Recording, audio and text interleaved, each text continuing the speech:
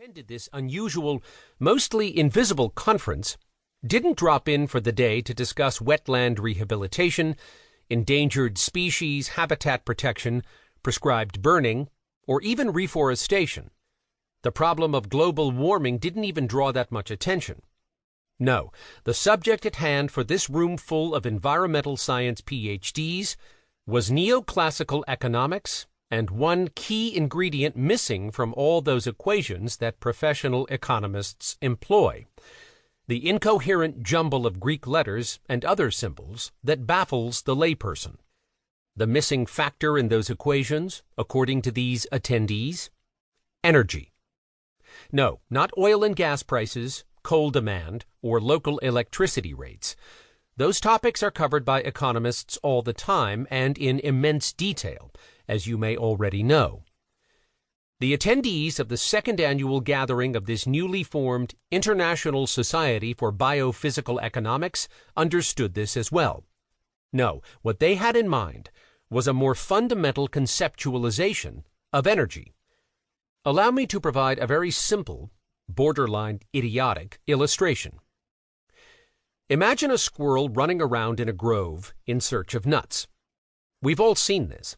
The squirrel runs along the ground, scrambling up trees, seeking out traces, and snatching up food resources wherever and whenever she can find them. In the process, she gathers dozens or even hundreds of nuts throughout the course of the day, perhaps occasionally stuffed in her cheeks, and literally squirrels them away into a little nook somewhere. Once a few are stored for safekeeping, off the little squirrel goes again to find more as quickly as possible before the winter sets in.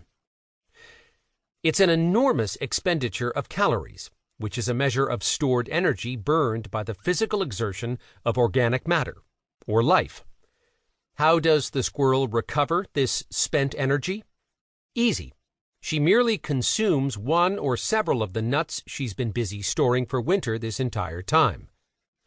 With each fresh energy boost, her frame is reinvigorated, allowing her to move again, to run even farther afield, faster perhaps, to new trees and hollows, off to newer and greater opportunities in an effort to expand her bounty as much as possible.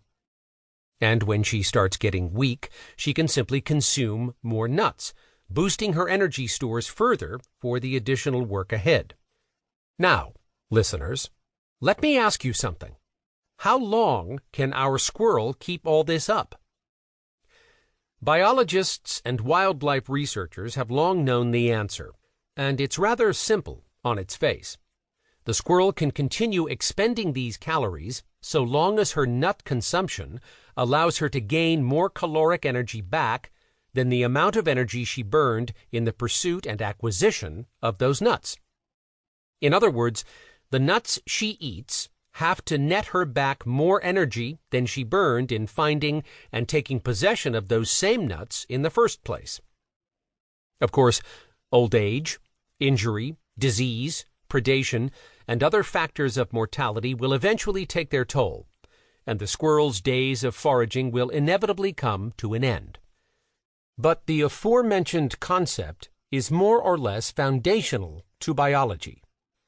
Individual living creatures, and indeed entire colonies of life, can survive and thrive for only so long as they can obtain more energy from their environment than they consume in the pursuit and acquisition of this same energy from that environment.